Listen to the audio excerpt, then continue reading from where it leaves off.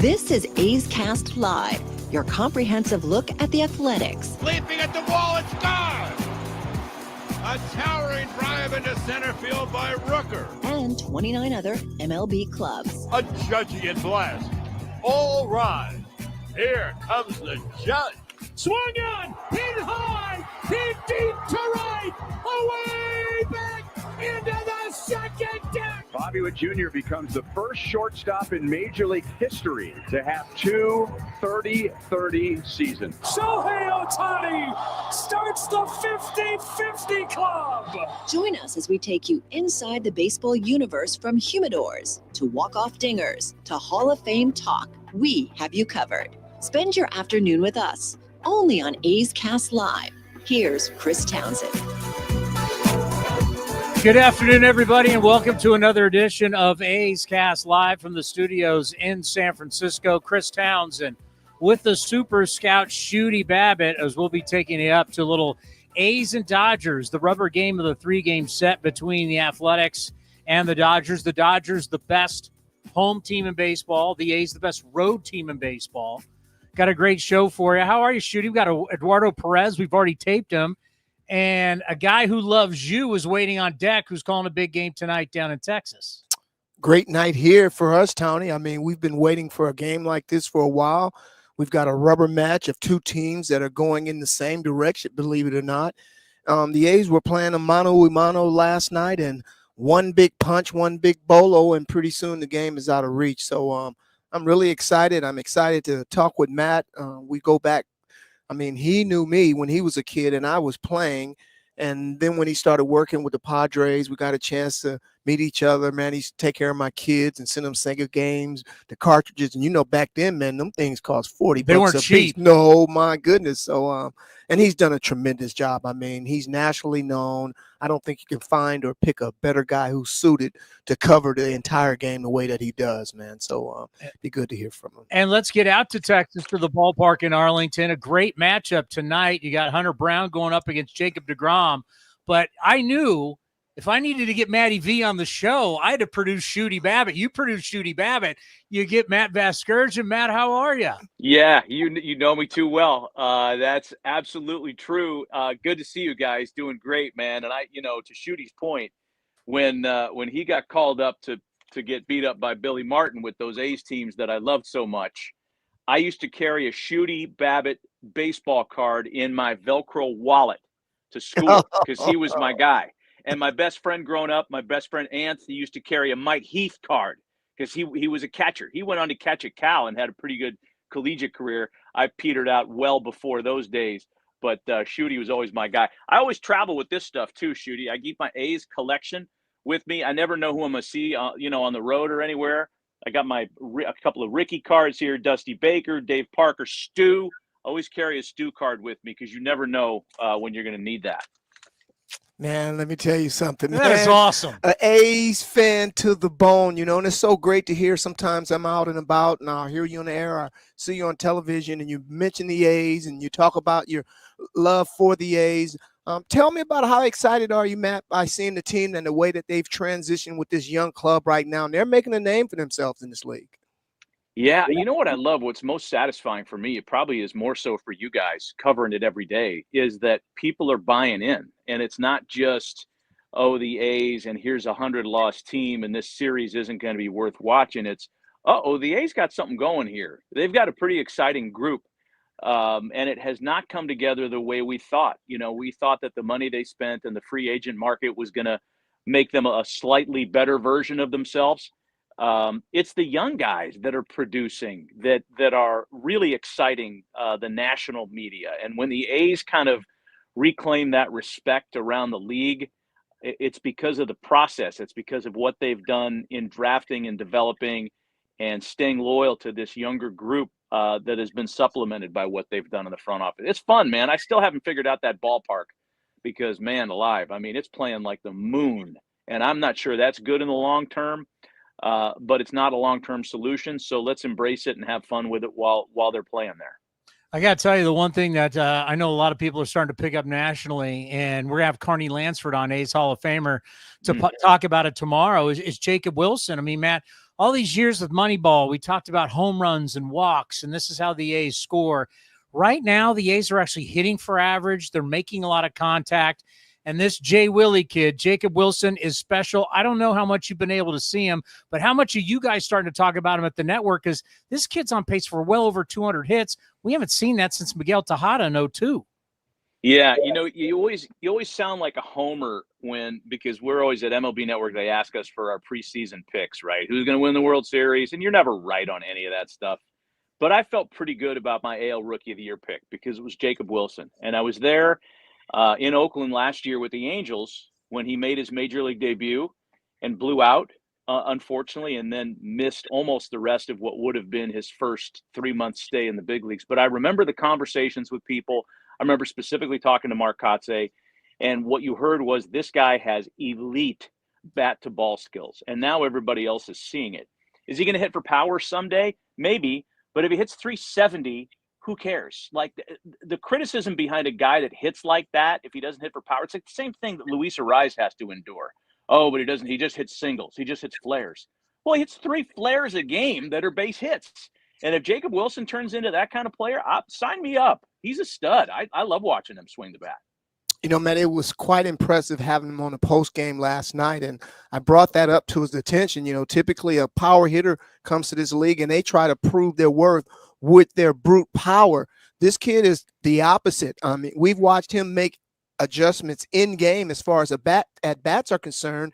And we were listening to your partner, Eduardo, tell us about the importance of when we know that this kid is going well because he saw him a lot at Wake Forest is when he's hitting the ball to left center.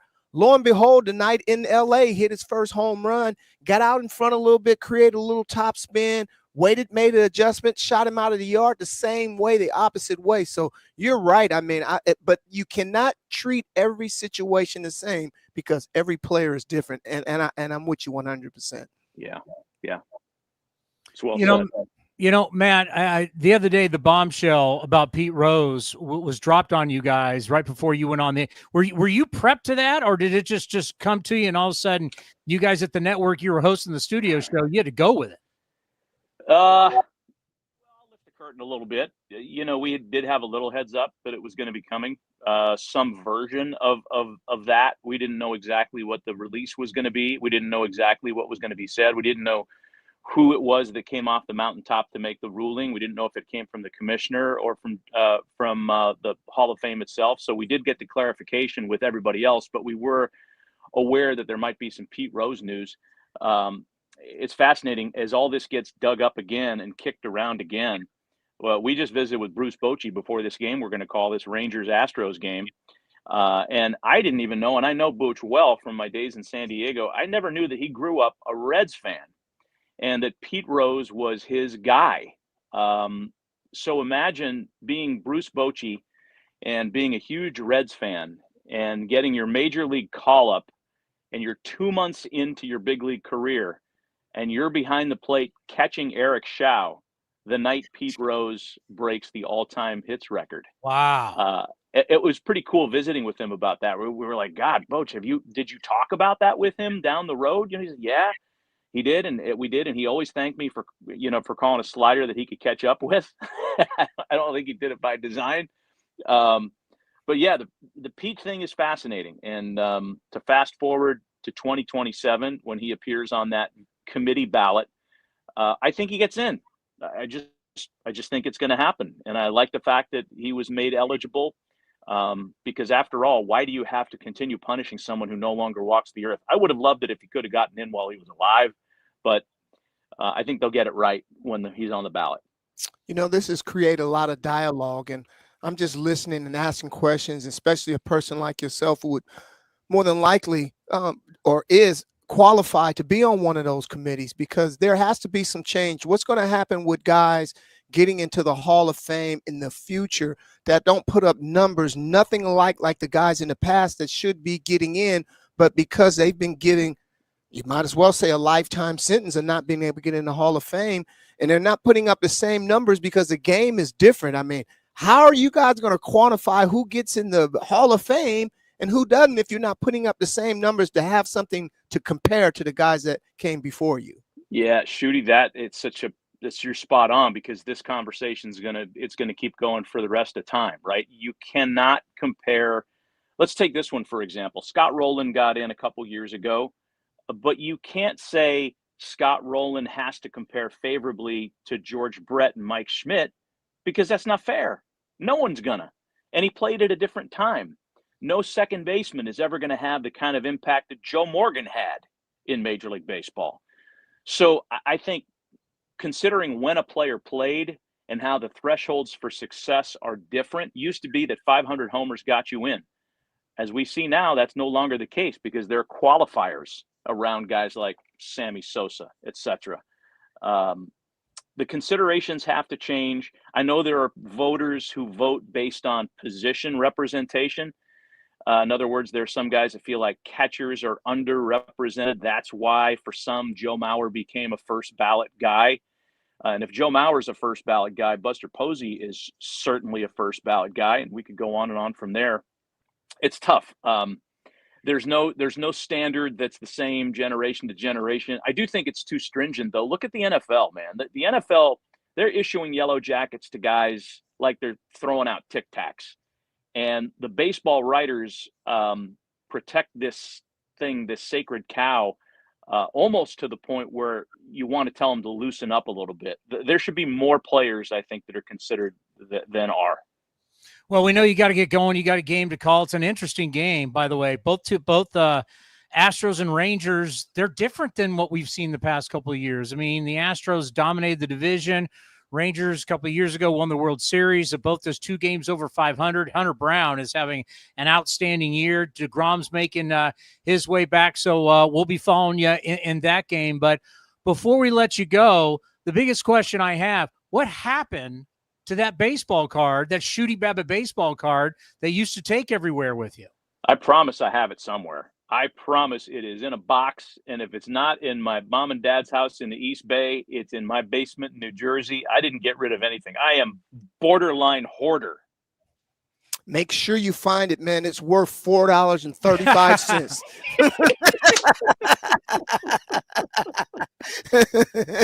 Good to see you, Matt. Hey, always the best. We know you got to call a game, so thanks for stopping by, man. You are the best. We're always watching. Your stuff is fantastic, and we'll talk to you soon. Good seeing you, Shooty. Great seeing you always. See you guys. All right, thanks, bro. The great Matt Vasgersian joining us on A's Cast Live. Yeah, he's got that game. It's interesting. I mean, DeGrom, 3-1, 2.72 ERA. Hunter Brown, he's thrown 12 and 2/3 scoreless innings. So both Astros and Rangers trying to get their mojo back. You're looking at division, Towny.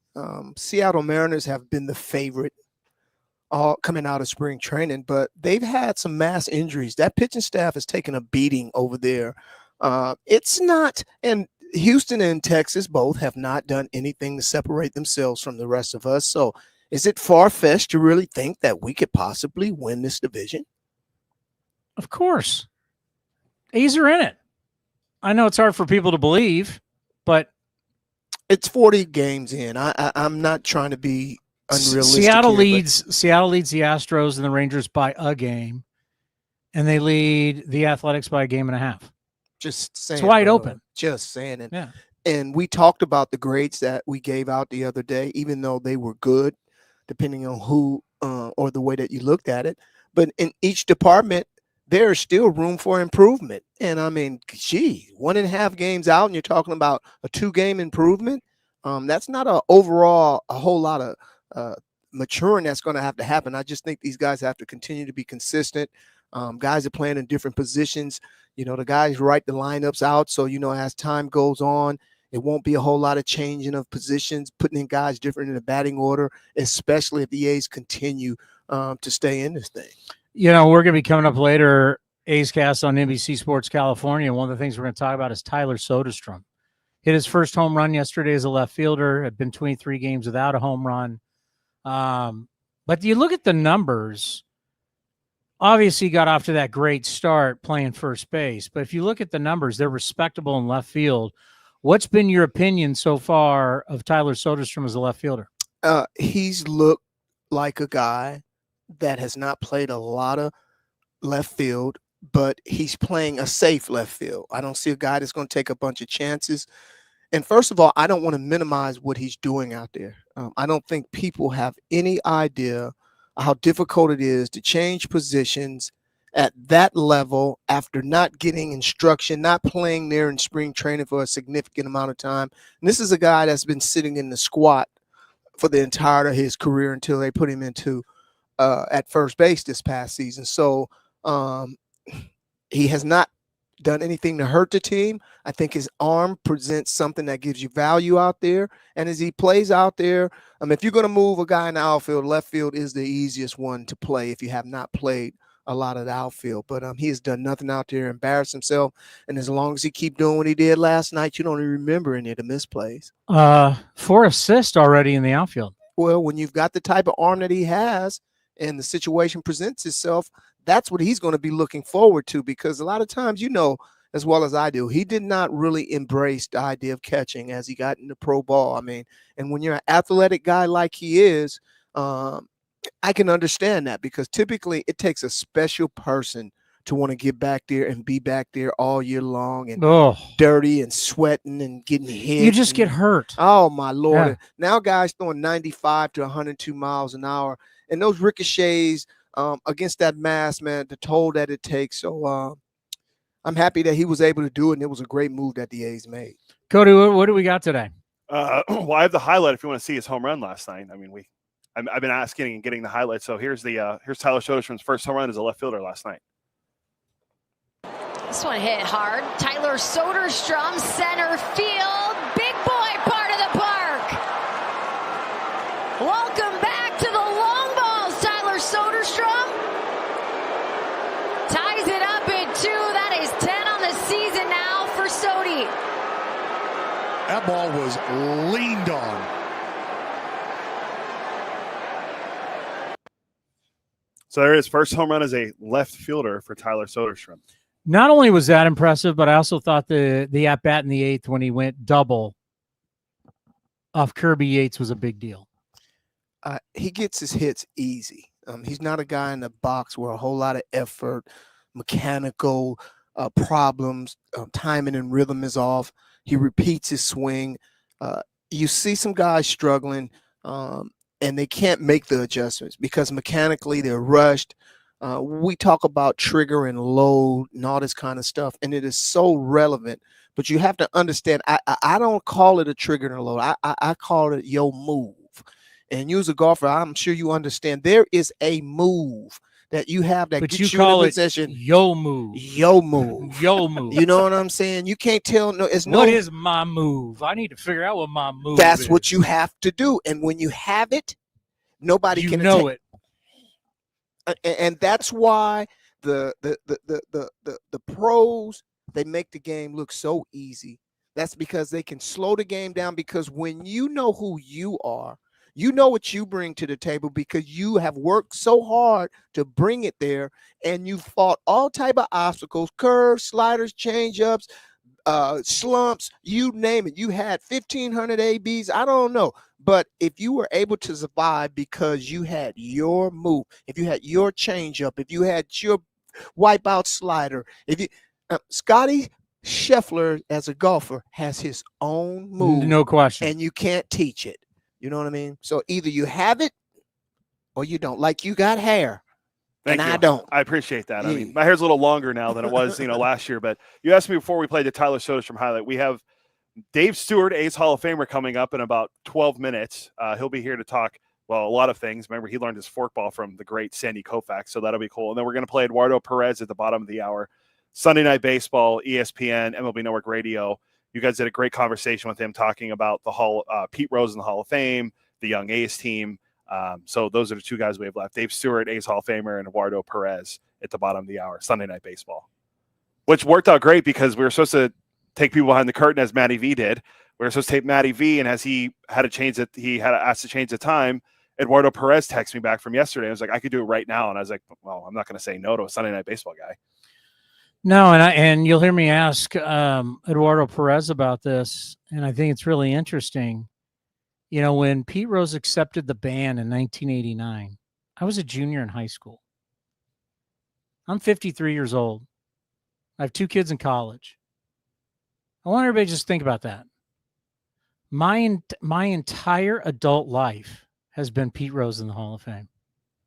How sad is that? My entire adult, before I turned 18 years old, I was 17 years old when this all started, when the ban happened.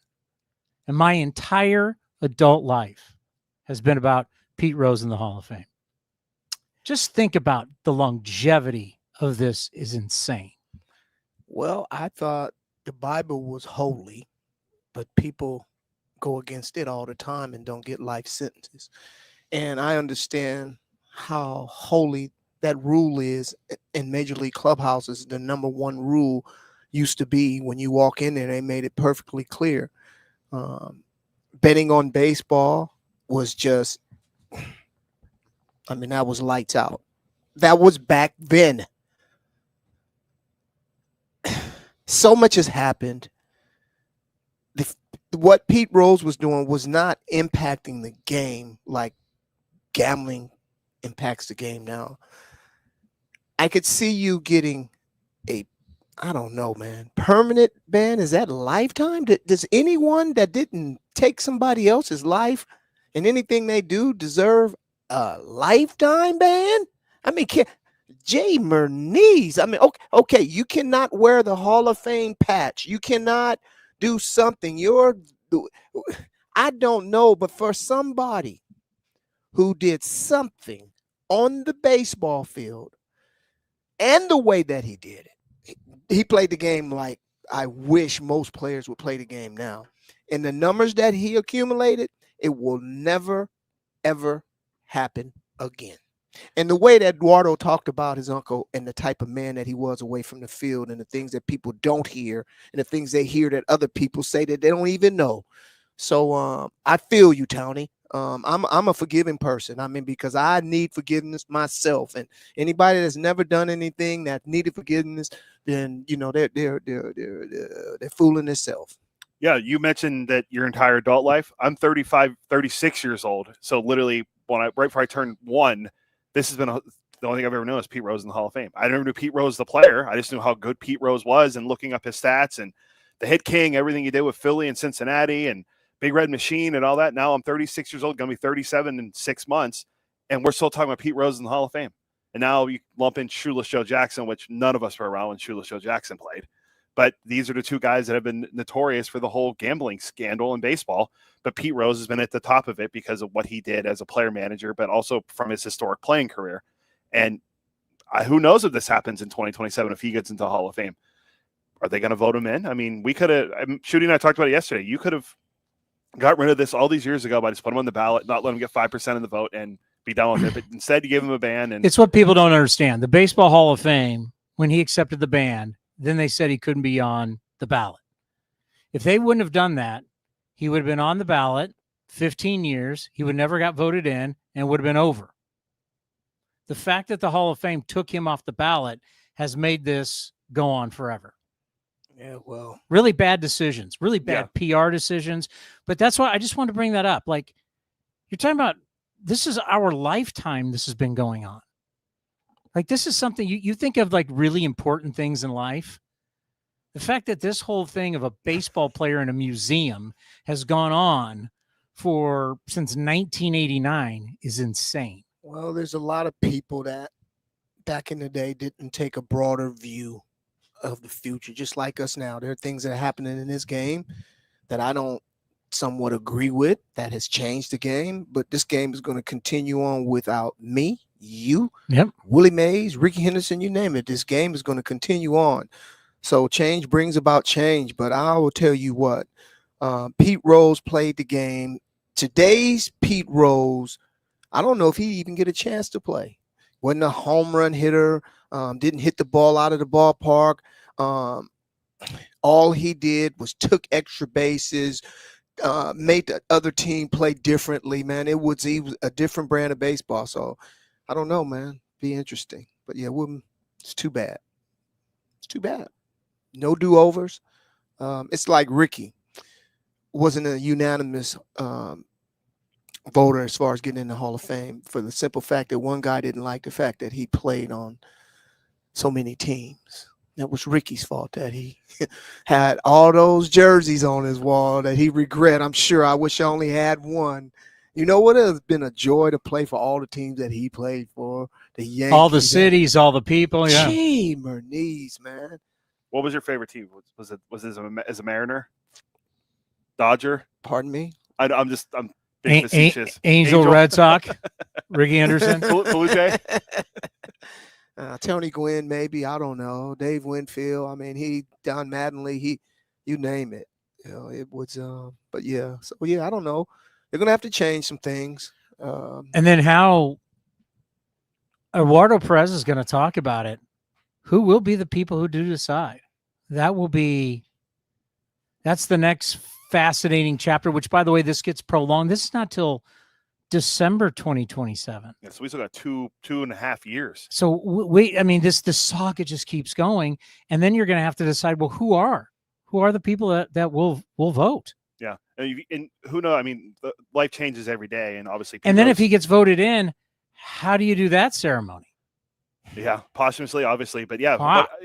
And the whole thing too, you could put people on the committee, and not to be morbid, but someone you put on the committee, something could happen. You know, they pass away, then you have to replace them, and how's that work? And it's going to be a whole thing. But let's pause 10 seconds for station identification right here on A's Cast.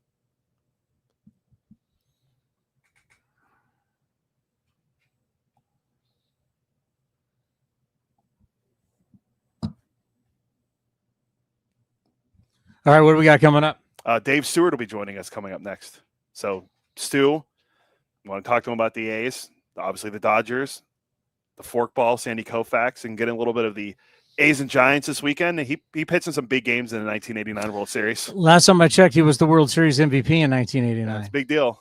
We've had two Hall of Famers, our World Series MVPs, come on the past couple of days with Raleigh yesterday, and now Stu, who did it against the Giants. Yeah, a lot going on for Stu. I mean, who better than to have the travel that he's had in baseball with this organization, and now having his footprint on player development. I mean, what better guy to be down there teaching guys how to compete. It's a blessing to have him, man. So it's going to be interesting to hear about him being in Lansing, Michigan. That's what teacher told me. He's going to be in Lansing, so it'll be interesting. All right, Dave Stewart, join us next right here on A's Cast Live. Here's the pitch, and it's a hit. Folsom Lake Ford has stepped up again, winning the Triple Crown Award, Ford Motor Company's highest honor. Now 7 years in a row, Folsom Lake Ford is a top sales leader in the U.S., along with being top in customer satisfaction, in sales, service, and finance. Now that's a home run. Don't miss the huge savings on your favorite models at your truck headquarters. Folsom Lake Ford in the Folsom Auto Mall. A's catcher Shea Langoliers sat down with Towny on A's Cast Live to share the unique story behind his name. My dad was a Mets fan growing up because my grandpa was a Yankees fan, so they had that natural going against each other. My dad was born in 1969, the 69 Mets. He graduated high school in 86, the 86 Mets. So he just kind of had that connection to him, and that's kind of how it happened. You can watch the full interview at youtube.com/athletics or listen at athletics.com/A'sCast.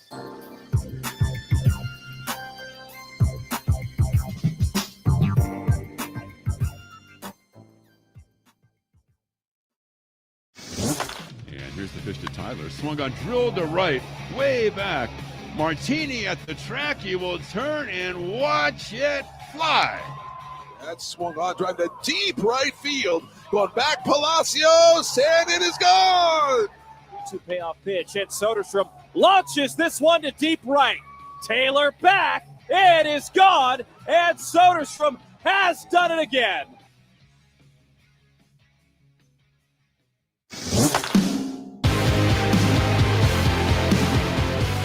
A's shortstop Jacob Wilson joined Towny on A's Cast Live to break down his approach at the plate with runners in scoring position. I think I kind of just go up there and I trust my hand-eye coordination, be able to go up there, look for a strike, and knowing that if I swing, be able to put the ball in play, something that I work on a lot, and right there in the situations with 2 strikes, all you really got to do is put the ball in play and find a hole, and then good things can happen. Even right there, you hit a ball right at someone, they bobble it, the guy scores. Like you put the ball in play, you put pressure on the defense. So for me, it's just being able to put, obviously put the pressure on the defense and trying to find as many holes as I can, try and score runs. And, I love hitting the situations, love hitting the runners in scoring position. Anything I can do to, put runs on the board and overall win the game. It's kind of why we play the sport, is to get wins. And, last night one was pretty special. You can watch the full interview at youtube.com/athletics or listen at athletics.com/A'sCast.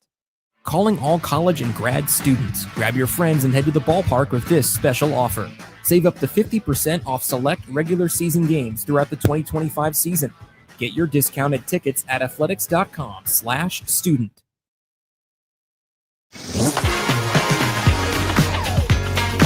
A's Cast Live continues from NBC Sports. Here's Chris Townsend. One thing we'll talk about later on today is the leadoff guy. You look at what Ohtani's doing. Jacob Wilson's leading off tonight again. The leadoff guy's changed, Shooty, forever. I'm going to respectfully disagree with you for the simple fact that I don't think that you can. First of all, you've got to have a philosophy as a team. Second of all, you've got to have the players to be able to fit into the philosophy. So I just feel like the leadoff hitter has always been a guy with speed, get on base, score runs, impact the game. That guy hits third or fourth, hit the ball out of the ballpark. But every now and then, somebody comes along. I mean, every now and then, Aaron Judge, who's hitting leadoff, that just hit bombs. Kyle Schwarber hit bombs. Yeah, the leadoff. We don't look. You guys, I should say, you don't look for. There used to be a mold. He's not hitting leadoff no more, though, Towny. Oh, that's what I'm saying. It's done. What you thought as a leadoff guy is done. Teams are not looking for that specific guy anymore. You're not hearing me. They put him in leadoff for a reason, not because he hit bombs only, because he was hitting leadoff, but he didn't hit the profile because they didn't have a leadoff guys. He hitting third now because Bryce Harper said, I don't want him hitting nowhere else, right there next to me. Because those guys normally, you want guys on base when they hit, because they hit multiple run homers. They put up crooked numbers. Now they want those guys to get 5 at-bats. You want Ohtani to get 5 at-bats. Ohtani's not, you think he'll steal 50 bags again this year? I don't even know. How many bags is he on pace to steal this year? Over 40. Over 40. How many guys are like him and Ronald Acuna? So my point is this. But they weren't ever allowed to do it from the leadoff spot. They don't fit the profile. But that's what I'm saying. The profile's done. Now these guys are leading off. Because you don't have the personnel. I just don't think they're looking for that speed guy who doesn't hit all. How many great leadoff hitters are really great hitters? Yeah, but that is not what they do. They know how to get on base. They impact the game. They change the way everybody else's play. Let's just talk about a former. I'll give you another guy. You know who? Obviously Ricky Henderson. You know who's also one of the greatest leadoff hitters of all time? Who's that? Pete Rose. And what did I just say early on? It'd be hard for him to get recognized because of the way that he played the game. When our world, when we were growing up, they wanted a fast guy, had to be fast. That was a number one. Everybody thought speed, got to be a leadoff guy. Speed's not a factor anymore. They want a guy who can hit, want a guy that can walk. They want a guy that can hit the ball at the ballpark. That's who they want. Well, being just a fast guy, or my God, remember Brett Butler would just try and bunt every single day? Those days, the Devon Whites, the Otis Nixons. Would love to have them on my team today. But they're not around anymore. Most of those guys that are saying that never played the game that way. So they don't understand the impact that it has on the lineup. And I'm not, like I said a few minutes ago, I'm like roadkill. The game is running me over so fast, I won't be around, because the ideology and the people that are running the game have a different approach. The name of the game, in my humble opinion, is to score runs, because the team that scores the most runs wins the game. It's not easy to get on base score run. It is easier to get on base and score run in the manufacturer than it is to have a guy hit the ball out of the ballpark. Yes, everybody loves to see a guy. It's not that easy. Okay, why you think Kyle Schwarber gonna get about $400 million next year? Because he hit that thing out of the ballpark. So I understand what you're saying, but if I've got a guy that gets on base, if I've got me a Arias, a guy that can get on base, if he had the speed, he would be hitting leadoff on my team. Do we have A's Hall of Famer Dave Stewart? Stu, how are you? I'm good, bro. Shoot, it was a challenge, man. I'm a Safari guy. I had to download Chrome. Well, Shooty and I were talking about it. We're looking forward to hearing your stories, helping out the minor leaguers in the A's system. Have you started doing that already, going to talk to the future A's around the farm system? Yeah, I was in the DR about 2 weeks ago, and then spent another week in Midland, Texas. That was a week ago. This week, I've actually been here in Arizona working with one of their pitching prospects, just working and tweaking a few things to get him back on track so he can get back to Las Vegas. You know, Stu, you've done a little bit of everything in the game, and this is not really new to you, but on a full-time capacity, tell me about the gratitude that you're feeling, getting a chance to just put your hand on some of these young kids and inspire them and teach them some of the things that you learned along the way. It's really starting to feel nice. Like now, as I said, for a whole week, I've been working with a young man here, just tweaking a few things and working on some working mostly with strategy and preparing himself to execute pitches. A reliever that's mid 90s to 100 miles an hour, and just trying to get him on track with locating a pitch that he knows is going to be a strike every time. I had a conversation with, actually put him on the phone with Trevor Hoffman, who they have similarities that they're both were fastball changeup guys. I mean, this kid has a swing and miss changeup. He can throw it 3 times and you'll swing and miss it. But trying to get his fastball command in place has been a difficult piece for him. And so I think we have a plan to get him on track. I appreciate Ed Sprague and Mike McFerrin giving me the opportunity to work with this kid to get him on track. And I think once he's ready to go, he's suffering from a little bit of a back problem right now, but once he's ready to go, I think he's going to be on track to finish out this year in a good place. Well, the Dave Stewart pitching stories are the best, whether it's Sandy Koufax teaching you the forkball, your time as a great pitcher, whether your time as a pitching coach. It's always fun to talk pitching. And all of a sudden, hey, here's Hall of Famer Trevor Hoffman. Talk to this guy. That is just awesome. Stu, when I think about you being down there, teaching guys how to compete and win in the strike zone. We see so many non-competitive pitches, and these pitchers they don't offer at it, and they just sit there and wait. So how important is it for you to get down there and really instill it in these guys? You have to be able to compete in the strike zone. Well, I think, what the organization is trying to do at this level with these kids, and once again, that starts with Ed Sprague, who is over the minor league system. Mike McFerrin is in his first year as the pitching coordinator, but you've got some great pitching coaches each team. Jim Gott is at Stockton. You've got Javi Guerra is at AA. Paul Abbott is at AAA, and we've got with our AA club, we've got God dog it, I'm drawing a blank. Longtime Giant pitcher. It'll come to me. That's what happens when you get old. But but we've got real good philosophies here that we're trying to run through these kids about first pitch and throwing first pitch strikes and pounding the strike zone and taking your chances.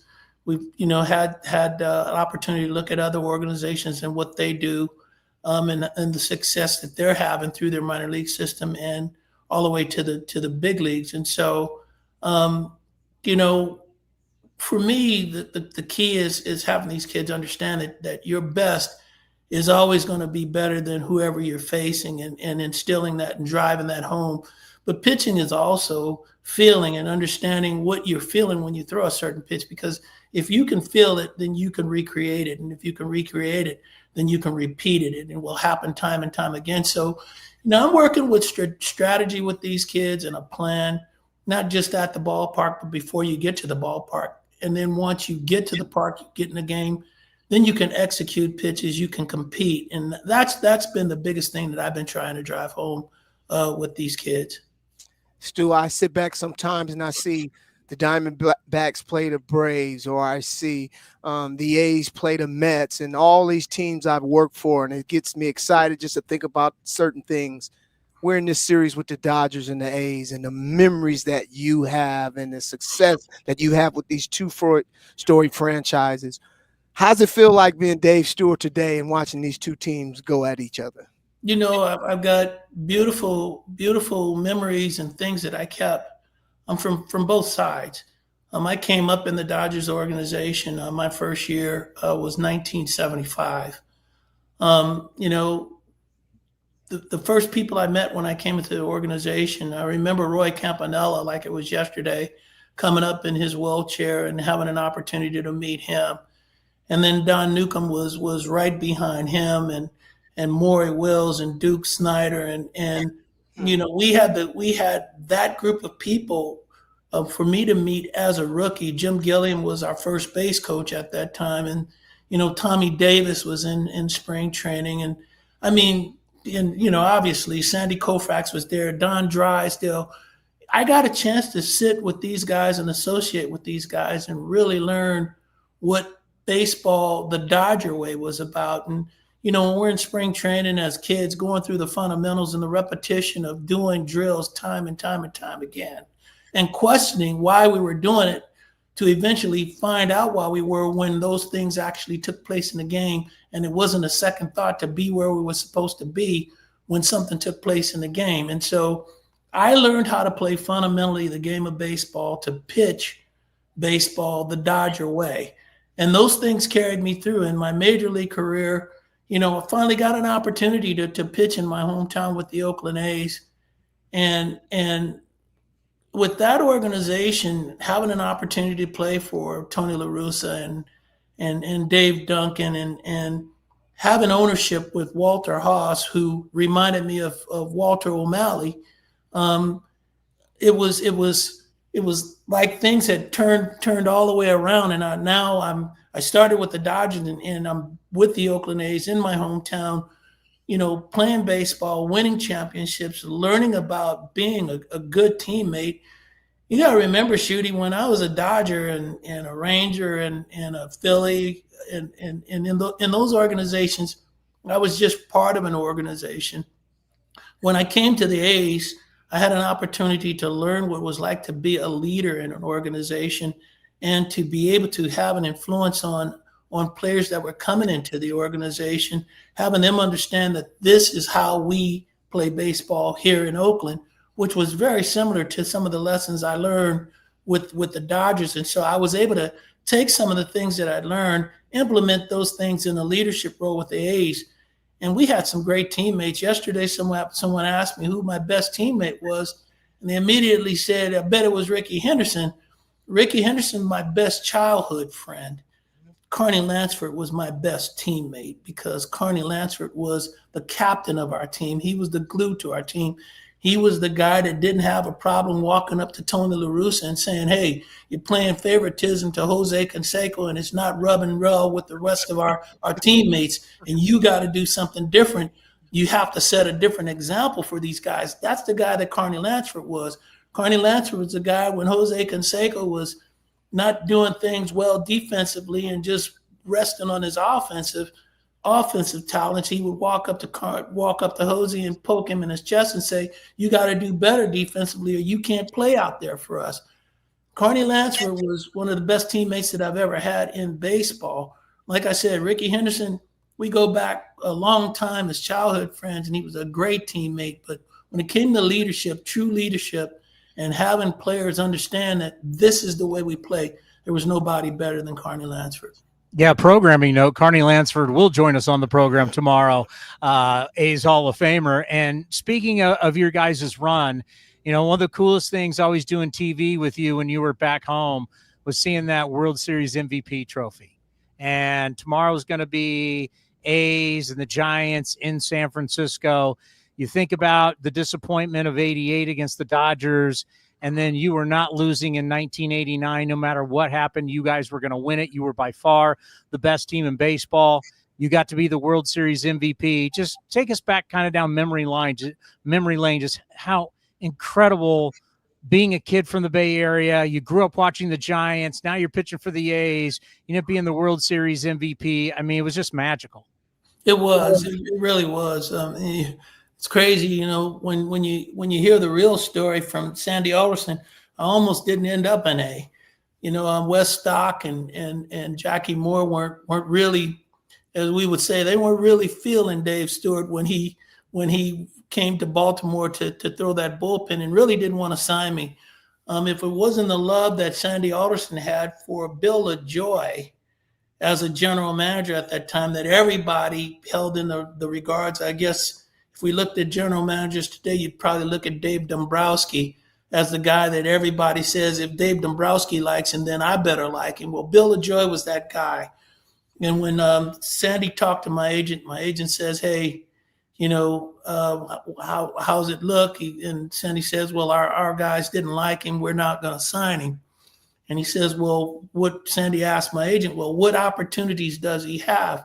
And he says, well, the Detroit Tigers like him and probably will sign him if you guys don't. And, he's liked in Toronto, and the White Sox like him, and we've got some teams that he can go to. And then Sandy said, back up. He says, Detroit Tigers, Bill LaJoy? And my agent at that time, actually my agent for my career was Tony Atanasio. And Tony says, yeah, Bill LaJoy loves this guy, and Bill will sign him if you guys don't. And Sandy came back and he says, well, if Bill LaJoy likes him, I don't care what those guys down there think. We're going to sign him. So I ended up getting signed. And you know the story. We put together a team, with Tony and Dunk coming in and the coaching staff that we put together. In 86, we were not so good. 87, we almost played 500 baseball. I think we did play 500. 88, we make the World Series. And, it was disappointing losing to the Dodgers. I know for me personally, I really wanted to beat them badly, being a part of that organization, getting traded. And I think I told you this story. The day I got traded, I was out at Lake Castaic fishing and listening to the radio while I was fishing, me and my cousin. And I was out there fishing, and then I hear on the news that the Dodgers have made a trade to bolster up their playoff run. Dave Stewart and Ricky Wright have been traded for Rick Honeycutt. Man, nobody called me, man. I didn't get a call. I'm sitting out the lake. I'm sitting with my cousin. I said, wait a minute, man. I thought I just heard I got traded. He said, yeah, man. And my cousin said, yeah. He said, sounds like you going to Texas. I said, oh, Lord. I threw my gear. I threw up my fishing gear, everything in the lake. I was so pissed off.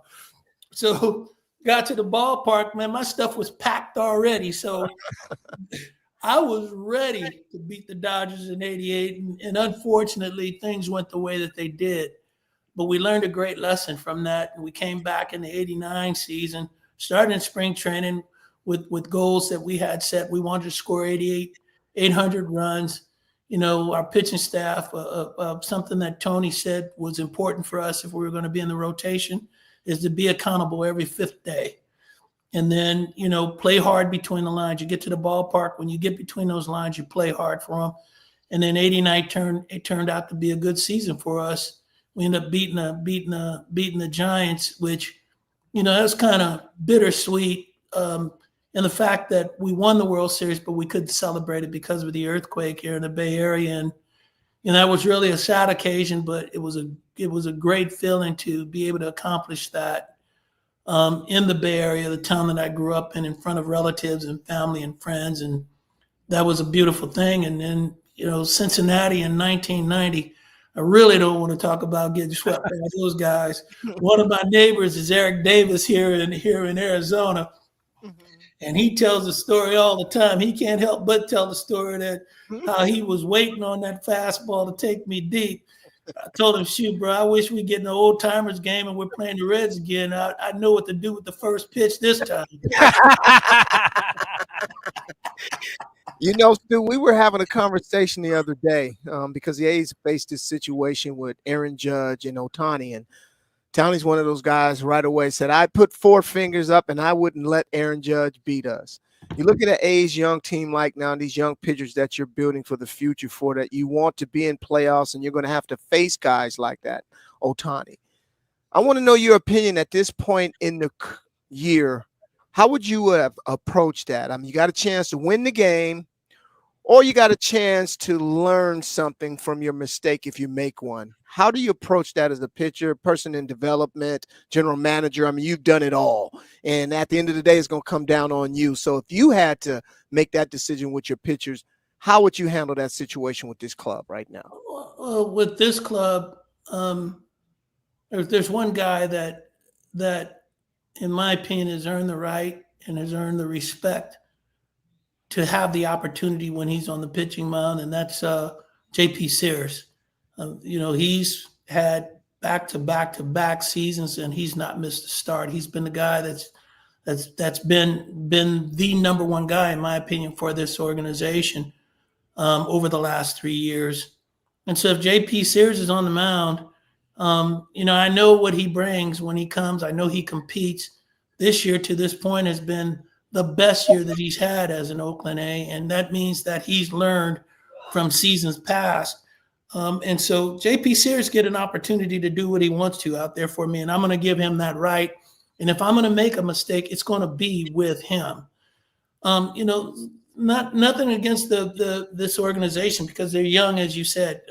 They've got guys that are learning their way in this organization. So, with some of the other guys, I might have to think about it. At this point, Severino, though he's shown great. I wouldn't even know, bravado, I guess is the word I would use. I've seen him a couple of times when we get into the later innings, and normally we might take a guy out of the game, and we've allowed him the opportunity to continue to pitch on. And so he might get that opportunity for me. But, at the same time, I've watched him through the course of this year and to this point, and I'm sure he's going to be better at this. He has a blow-up inning. There's been an inning just about in all of his starts where he's had a blow-up, and the opposition puts up a crooked number. So in his particular case, I might look at the situation. He may get that opportunity early, whereas he may not get that opportunity in the 5th or 6th inning for me, is how I would look at it with the Severino. And those would be probably the only 2 guys that I might allow that opportunity. The rest of the staff, if I got to put the 4 fingers up, I'll do that. But J.P. Sears and Severino, those are 2 guys that I probably have to look and say, hey, I might give you that right.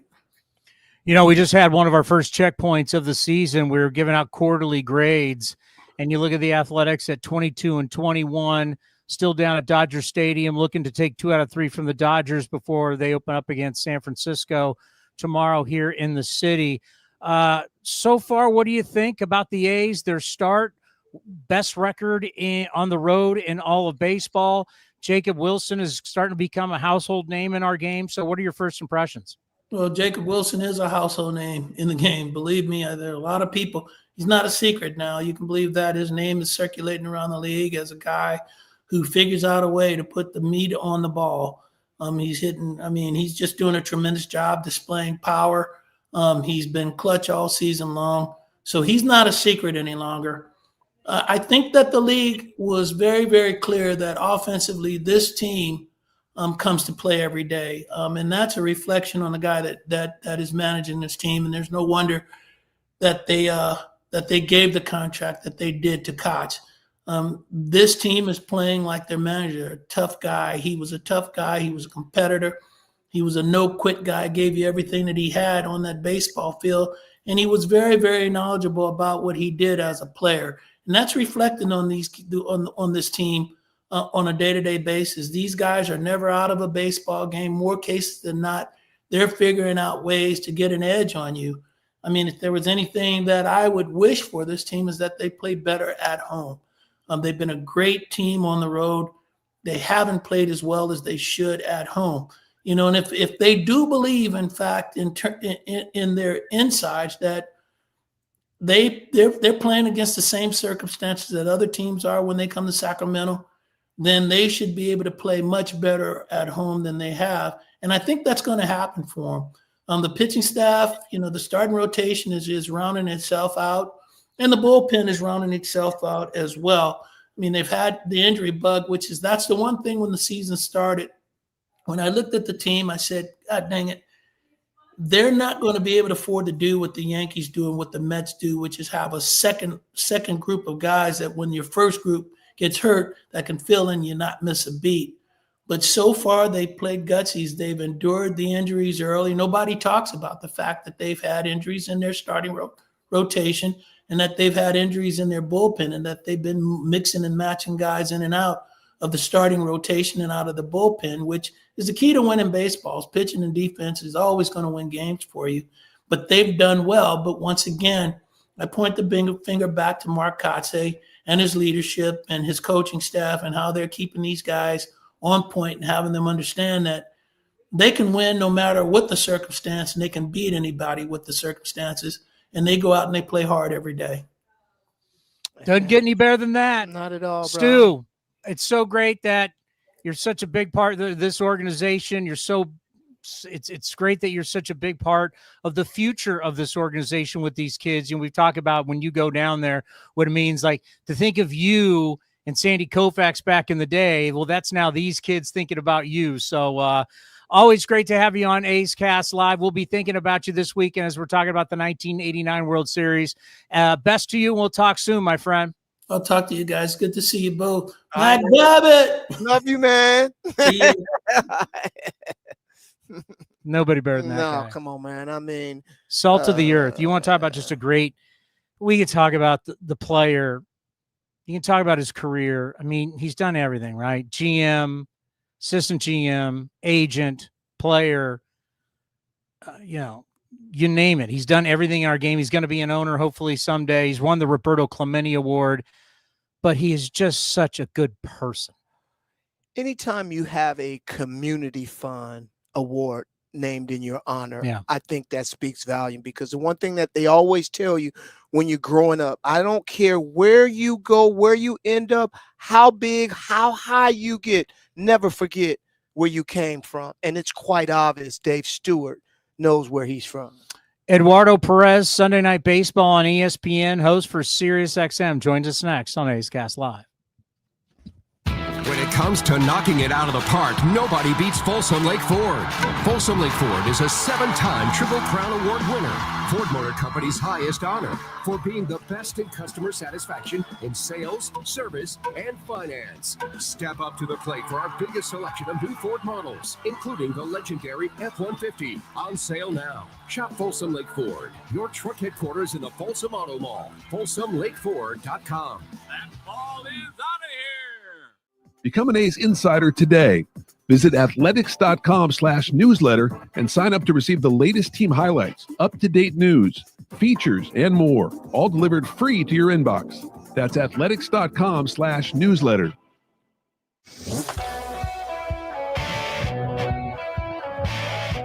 Jacob Wilson sat down with Chris Townsend to share why the A's clubhouse believes they can win right now. I think that we were talking about that in spring training.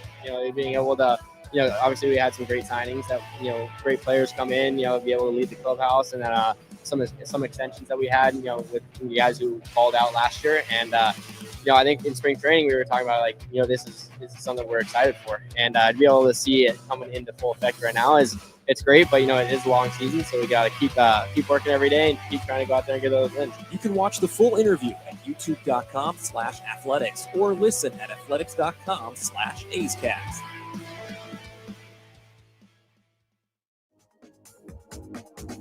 Unlock offers and receive exclusive in-game features by downloading the MLB Ballpark app for iPhone and Android today. Plus, get the latest information on game time, schedules, and more.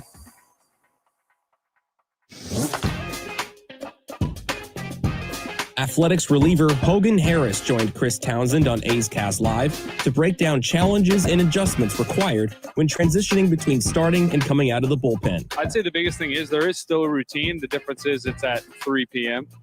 for a 7 o'clock game instead of right before the game. Like for me personally, I like to just go in, usually an hour before stretch or so, and then go get my body moving in the weight room, things like that. Get a crossword in, just kind of relax. Because at a certain point, that is kind of the fun part about the bullpen though, is that you never know. You really can't overthink it. You simply they're like, hey, you're in. I'm like, oh, all right, here we go. So you don't have time to overthink, you just kind of got to trust that, whatever you scouted for these guys, that's what it is.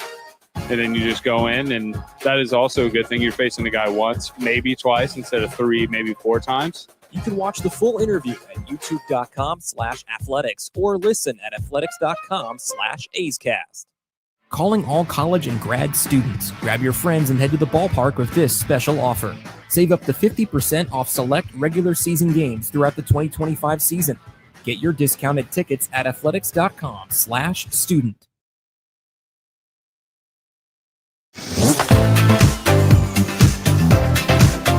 Streaming from NBC Sports, A's Cast Live continues with Chris Townsend.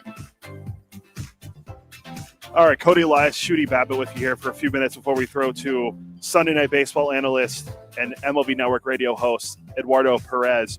Shooty, tonight, Osvaldo Bido is starting for the Athletics. Hasn't been good his last 2 starts for the A's. We saw what happened last night with the Dodgers and the long ball. He's been susceptible to the long ball his last 2 starts. What do the A's need to see out of Bido tonight to take down the Dodgers and win the series in L.A.? I'm not going to try to sit here and act like the stat geek. But that's my job. When I point to some significant things that I look at, last year there was a 24% strikeout rate, a 10% walk rate. Teams hit 192 against them. This year, even though the walk rate went down by 1%, the strikeout rate is down. Batting average is up, 288. So what that tells me, he's striking out lesser guys.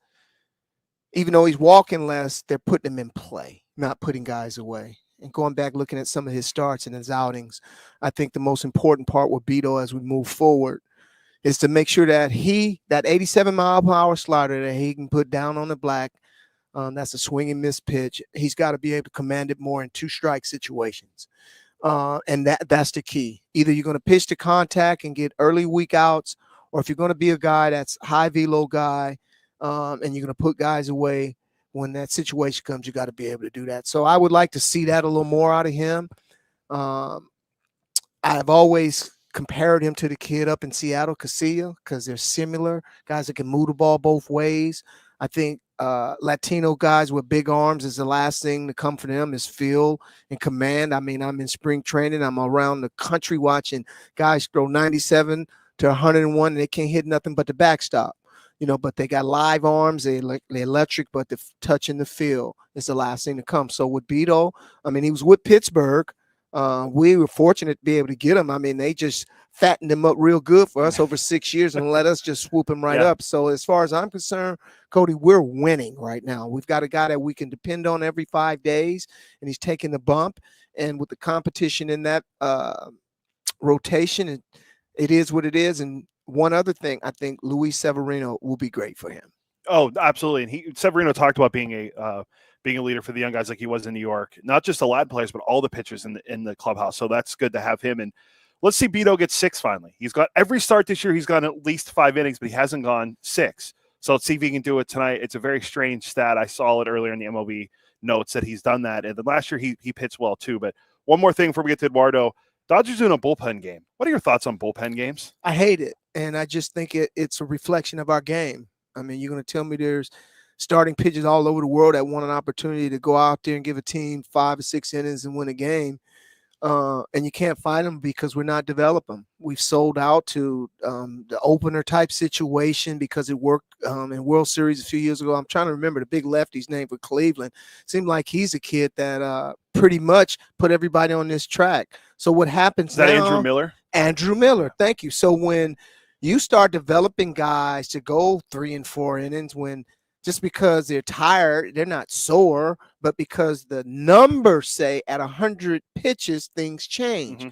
you can't say that. You can't just put a blanket on every pitcher and say that, because every day you feel different. I mean, pitchers, you don't know what happened the day before, how the bullpen was. I mean, there's so many factors. And, Stu said something when he talked about when we asked him the question about the difference between development and fighting right then, depending on the trust factor. JP Sears has done it start after start after start, and he feels comfortable.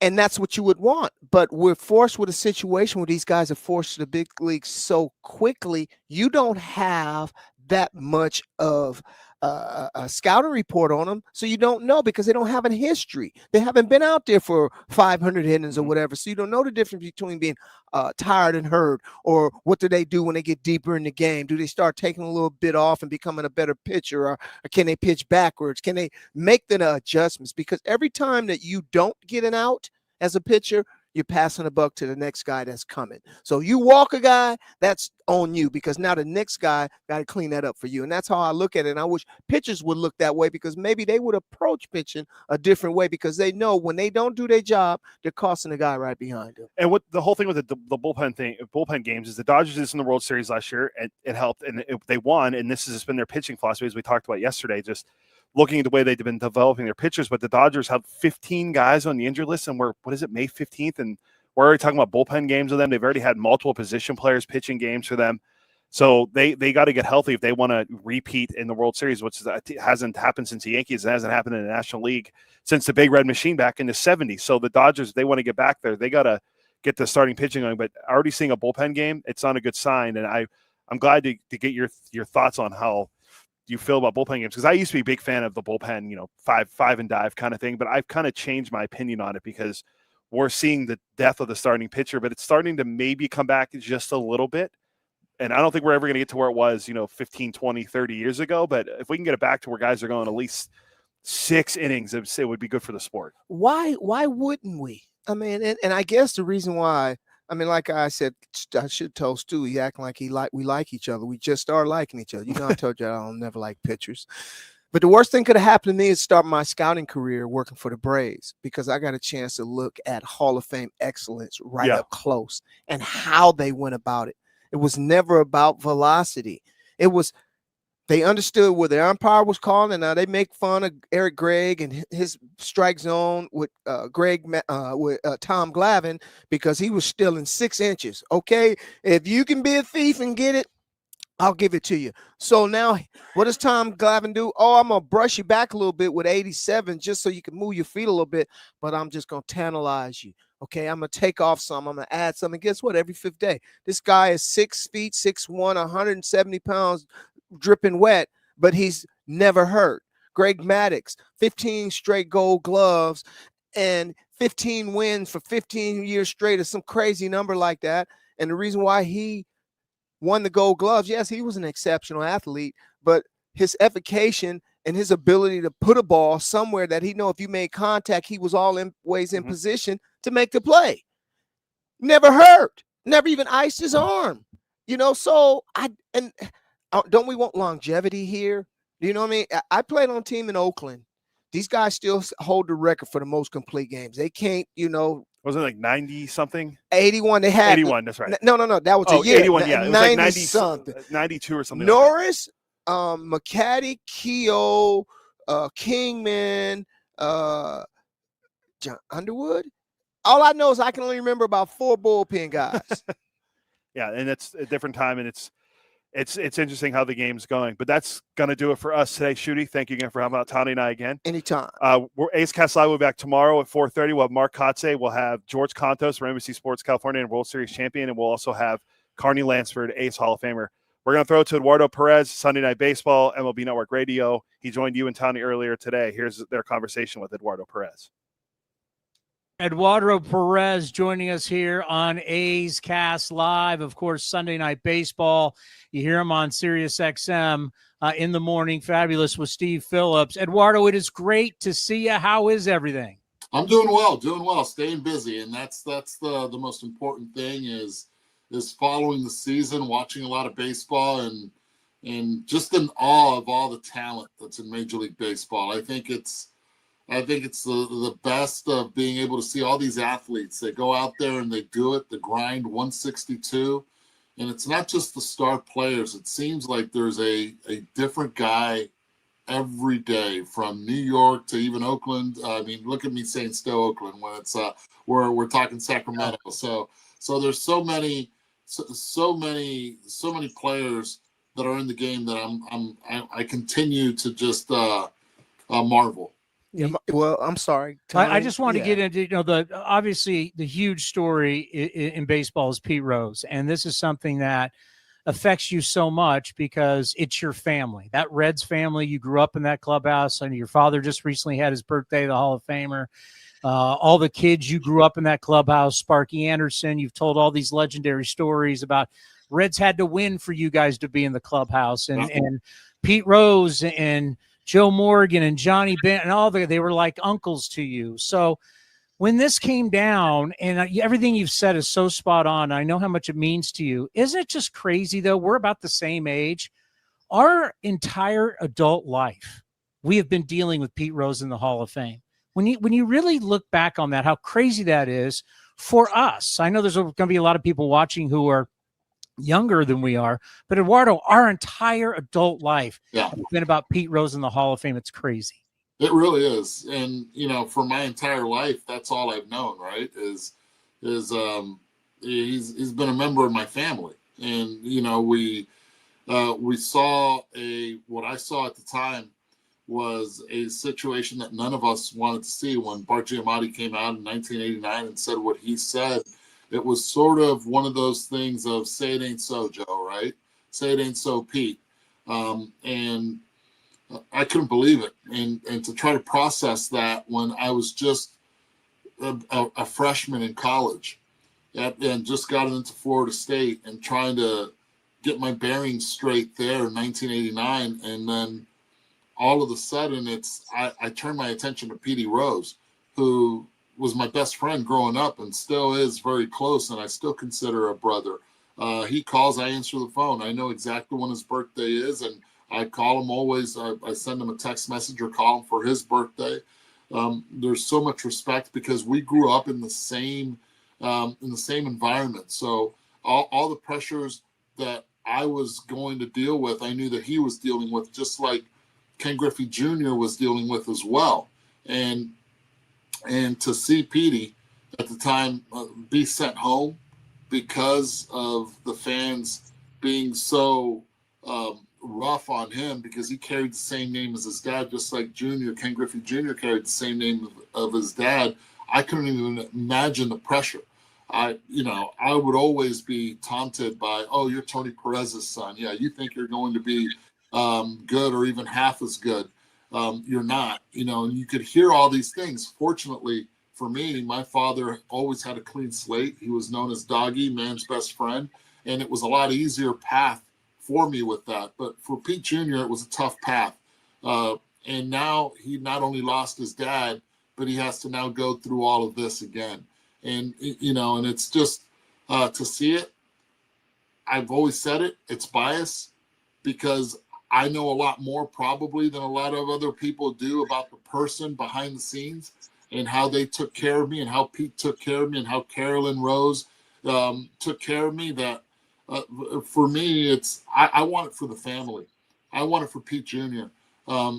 It's been hell. It's been hell for a long time. And for this to come about and Commissioner Manfred making this decision, I know there's going to be a lot of people that are going to be completely against what the commissioner did. But I think he listened to Fawn Rose. I think he listened to others.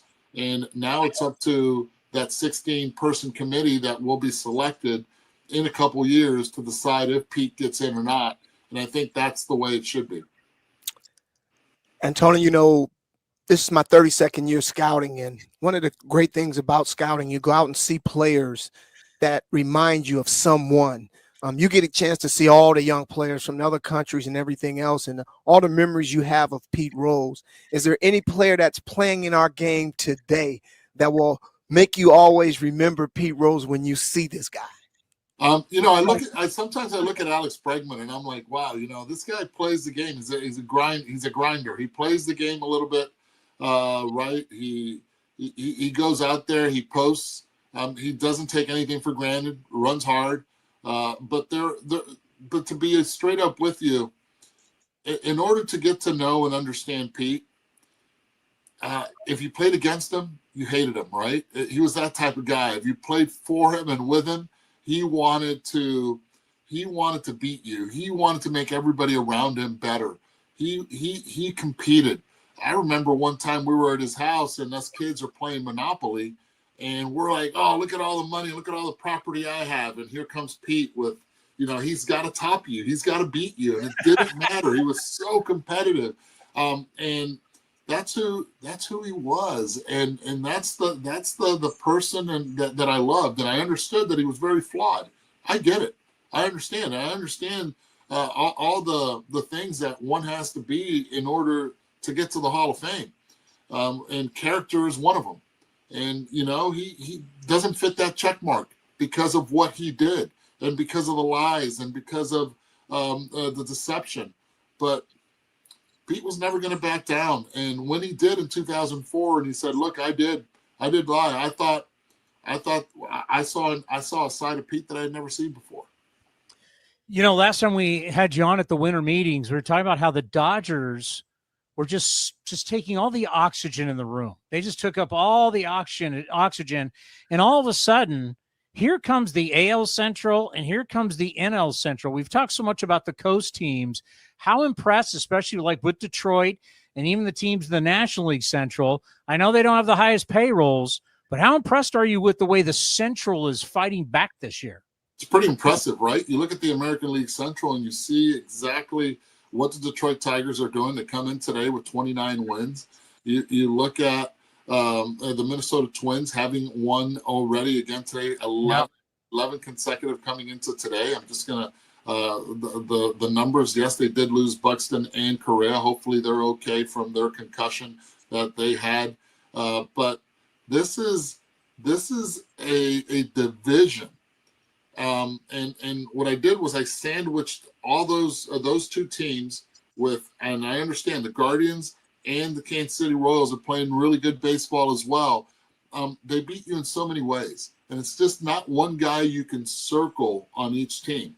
And when you have Tarek Skubal as an ace, as the best pitcher in the American League, you have him there. You know that you're not going to run into a lot of ruts. You have Javier Baez, most likely the comeback player of the year, the way that he has started to play. And it's the way he's been playing center field.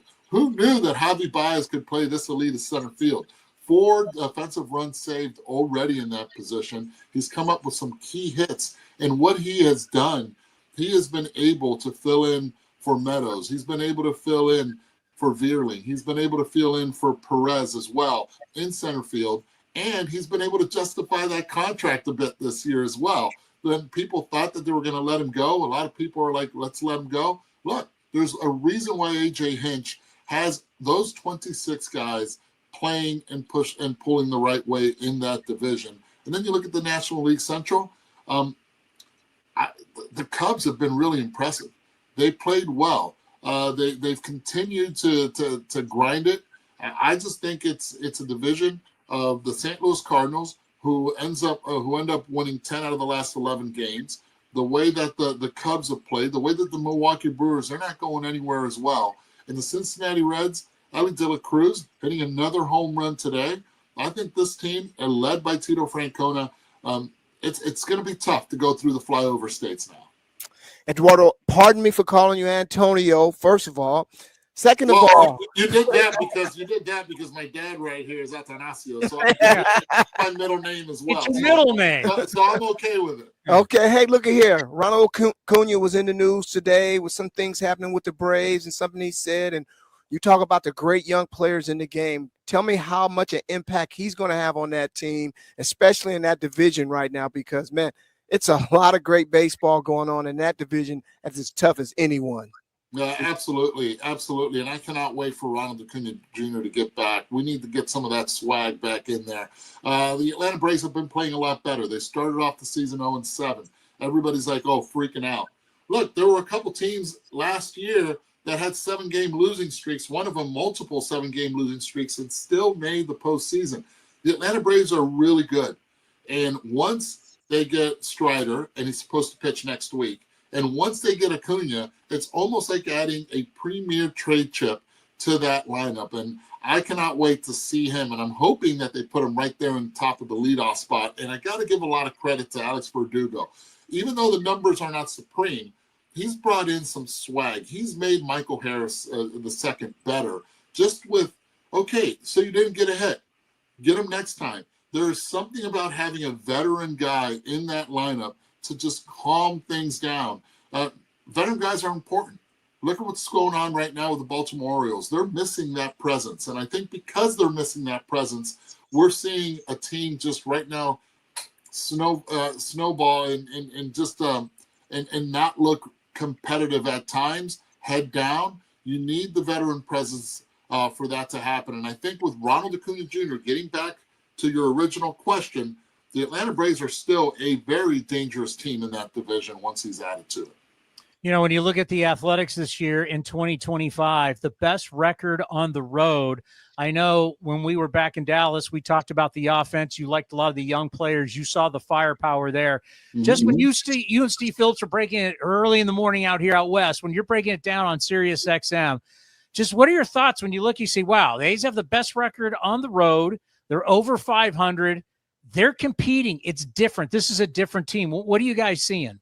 Oh, well, the one thing we're seeing is I'm a big fan of your shortstop, by the way. At one time, I was like, oh, do you think he's going to get 10? What's going to happen first? 10 walks or, and this is what we were talking about today, who's going to get to 10 first? Is it going to be the walks or is it going to be the Colorado Rockies with wins? That's what we're going with this right now. But this is, I really enjoy watching the team. I went down when they were here in Miami. I went to go see Dallas Braden because he's my boy. He's my guy. I took him some Cuban sandwiches too, just in case. I don't know if he shared with anyone. But to me, this is a team that can pitch well. The bullpen, I like the arms in the bullpen. Even though they blew one here when they had Mason Miller on the mound, I was like, this is to a grand slam. But I like what I've seen athletically, and no pun intended, from this Athletics team. They can beat you in so many ways. They're aggressive. Yesterday's game, watching the game against the Dodgers, I like that they 3-0 counts. They're going for it. I like that they continue to hit well on the road, and that's a sign. And that's a sign of a competitive team when you can go on the road and you can take care of business, and that's exactly what they're doing right now. They're not a pushover. I think they're a team that not a lot of teams want to play against. And one of the big reasons was when they signed Sevy to that deal, I was like, wait a second. They're gonna be spending some money. They're gonna make sure that the West Sacramento fans are going to be enjoying this team. Well, when I look at our first baseman, 122 at-bats in the minor leagues, now in the big leagues, and sooner or later he's going to be hitting the middle of the lineup. Having some success early on, what do you think he's going to come across that's going to be his toughest challenge for him to be able to get comfortable at this level? I love Nick Kurtz. I've seen him for a long time. I saw him in the ACC in Wake Forest. And once he starts realizing that he belongs in the big leagues, that's the hardest part of becoming a big leaguer and being able to stay. I remember my dad, when I first signed, told me, he goes, hey, you'll get to the big leagues. It's easy to get there. I was like, whoa, what? Really? And he goes, the hard part is staying in the big leagues. And it took me back. It took me back because I really had not failed much coming out of being a first rounder out of Florida State. And, once you start failing a little bit, you got to check yourself. And I think it's happened with Nick. We saw the other day a pop-up, right, to his right. It just lost it in the high sky a little bit. It fell. Fortunately, they were able to get the force out at second. Okay.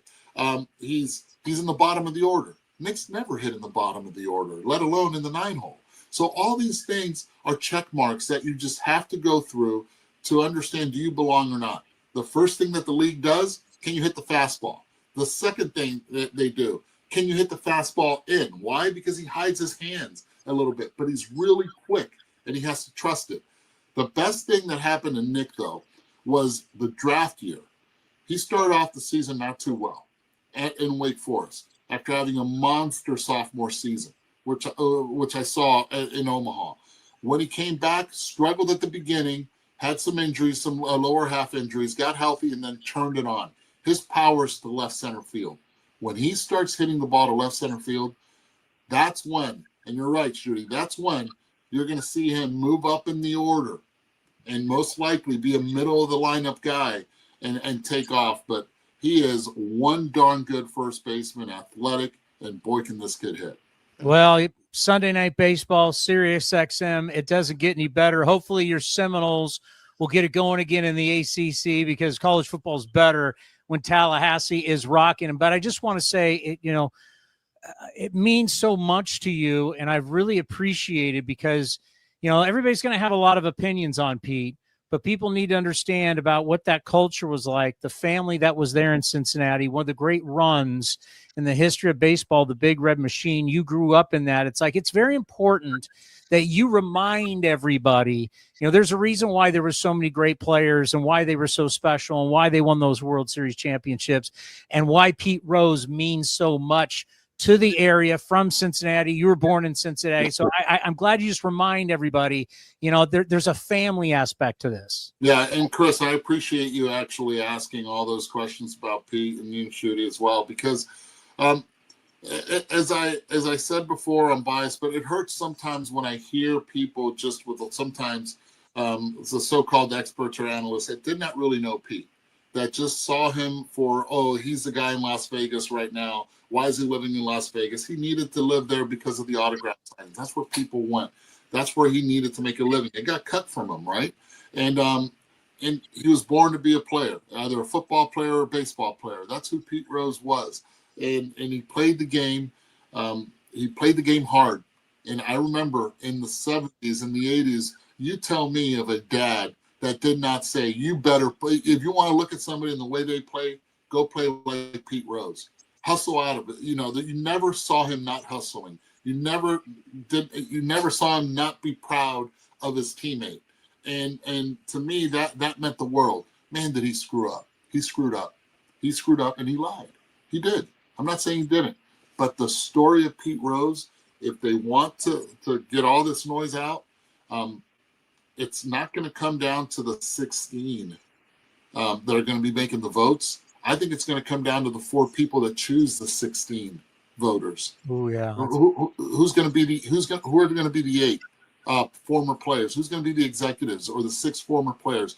Who are going to be the executives and who are going to be the writers in that room? Those 4 have that decision. This is almost like jury duty. Who are you going to pick from that jury of 16 to be able to get 12 votes out of it? I think that has more of a bearing in 2027 than is Pete Rose worthy or not of getting in. Because if you go with 12 that believe that he's not, then guess what? Pete's not going anywhere. Better said, if you go with 5 that believe that he's not, Pete's not getting in. Yeah, I just think for all of us, we'd like closure. We'd like Pete in the Hall of Fame, and we would like closure. I know how busy you are. You've got a crazy schedule, so just thank you very much. Every single time we can talk baseball with you, it means a lot for us with the Athletics. So keep doing what you're doing. Nobody better, and we'll check with you later in the season. I appreciate it, and I keep watching. The A's YouTube page is your go-to destination for A's video content. Get access to great highlights, exclusive behind-the-scenes content, classic games, A's Cast Live, and more. Visit youtube.com/athletics. This has been a presentation of the